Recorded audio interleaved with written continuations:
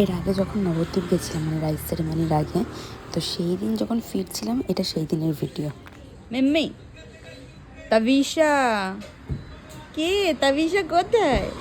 কোথায় মাম্মা? তাবিশা, তাবিশা কই? কই তাবিশা? পাপা কই? পাপা, পাপা ওই যে পাপারা ওখানে ওখানে ওখানে, ওই যে ওরা খাচ্ছে। প্রীতম দেবজিৎকে মাথাও ধরছিল, তো সেই কারণে আমরা একটা চায়ের দোকানে দাঁড়াই। আমার চায়ের দোকানে যে পোস্টারটা ওটা বেশ ভালো লেগেছে, সেটা তোমাদেরকে পরে দেখাবো। এই যে আমাদের গাড়ি এখানে দাঁড় করিয়েছি, আর ওরা চা কফি অর্ডার দিয়েছে, আর আমি আমার জন্য দুধ অর্ডার দিয়েছিলাম। বাট ওরা ভেবেছে আমি চিনির জন্য দুধ অর্ডার দিয়েছি, বাট ওটা আমার জন্য ছিল, ওটা তো টাকা নেবে না বলছিল, বাট প্রীতম পে করে দিয়েছে।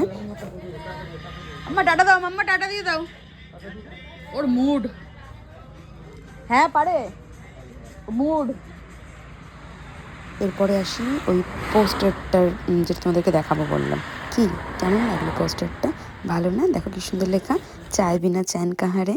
তারপর আমরা কল্যাণী হাইওয়েতে উঠে গেলাম, আর দেখো কল্যাণী হাইওয়েটা কি সুন্দর, মানে একদম বাটারের মতো রাস্তা, আর লাইটগুলো দেখো কত ভালো লাগছে, আর পুরো কিন্তু কুয়াশা। তোমরা বুঝতে পারছো কি আমি জানি না, বাট সামনে যে সাদা ব্যাপারটা সেটা কিন্তু পুরোটাই কুয়াশা। বাইক হলে ঠিক আছে, বাট চার চাকায় বেশিক্ষণ থাকতে ভালো লাগে না, আর বাইক হলে একদম খোলামেলা। আর চিনিরও সেম একই ব্যাপার, বেশিক্ষণ গাড়িতে থাকতে চায় না। আর নবদ্বীপ যেহেতু অনেকটাই দূর, আসা যাওয়া ভালো লাগছে না গাড়িতে বেশিক্ষণ বসে। এটা 24শে ডিসেম্বরের ভিডিও।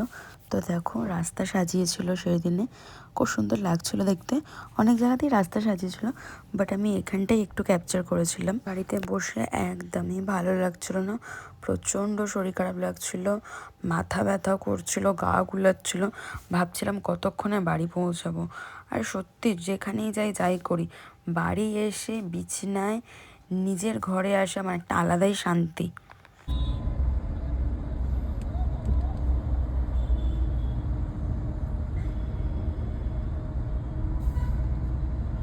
একটা ঝাঁকানি দিলে উল্টে পড়বে।